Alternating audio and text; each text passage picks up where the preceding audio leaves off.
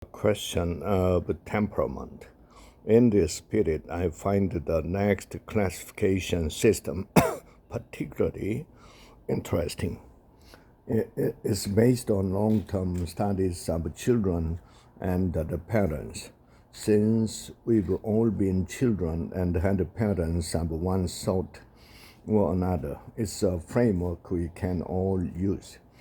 I like it because it doesn't suggest a set number of personality types.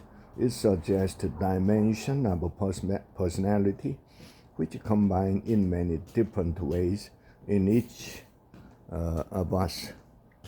Dr. A and Dr. S were a husband and wife, team of psychiatrists based in New York City. They had a particular interest in the idea of temperament, which they define in a way that related to aptitude and passion, as I use the terms here. Temperament, they say, has to be distinguished from two other qualities in individuals. One you can do, your abilities and talents, why you do it, your motivations and purposes. Temperament, your style of behavior. Through long-term studies of children's behavior, Chess and Thomas identified 9 behavioral attributes and suggested that all children and adults too dip on each of these traits on a range from low to high. You might apply these to yourself and to people you know. Sensitivity refers to how much stimulus a child needs to provoke a response. Is the child bothered by external stimuli like noises, textures, or lights, or does the child seem to ignore them?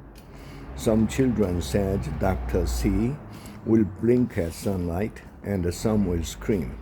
Some will scarcely notice a loud noise, and some will be exquisitely sensitive to it. Intensity refers to the energy level of a child's response. A highly intense child may laugh out loud and shout. The low-intensity child may have a quiet smile. In a negative mood, the high-intensity child will scream and cry loudly. The low-intensity child may whimper and have a mild fuss. Activity refers to the child's physical energy. A low-activity child may watch TV quietly for hours. A high-activity child will tend to jump up, open, and move around to get a drink or something else.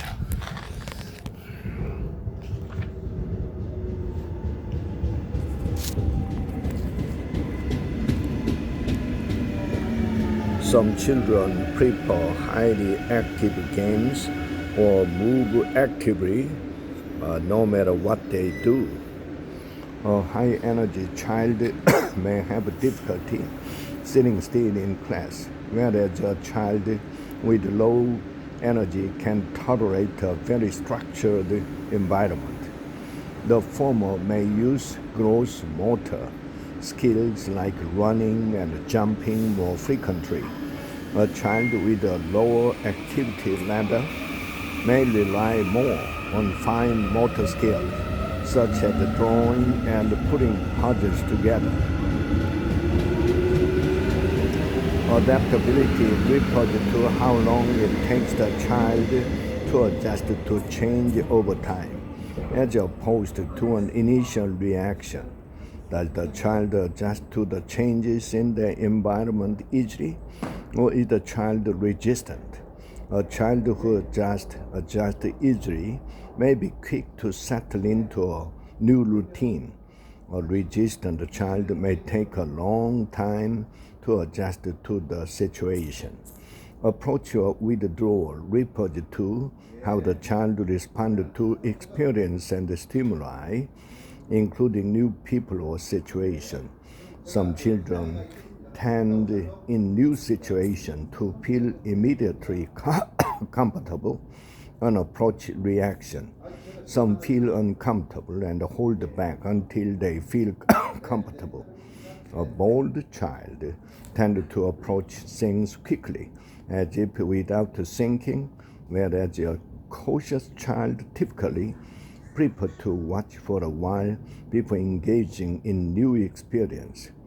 Persistence and attention span refer to the child's length of time on a task and ability to stay with the task through frustration.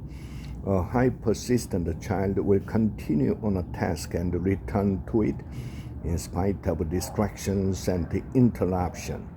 A low persistent child will lose interest more quickly and may leave the task unfinished. Regularity refers to biological rhythms including sleep, hunger, and bowel movement. Some children are very regular in biological function and sleep, wake, and eat at the same time each day.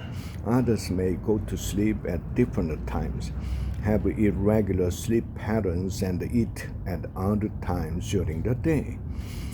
The distractibility refers to how easily a child is drawn away from an activity.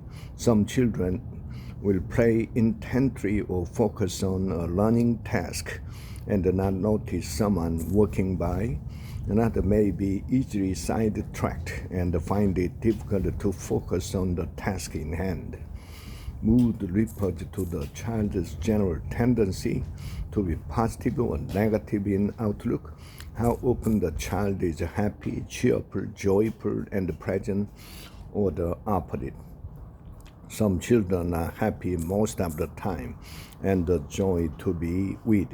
Others are more often unhappy and it can be a trial for their parents. Within this particular framework, mood is probably closest to what I refer to as disposition. All children have all line traits and many more.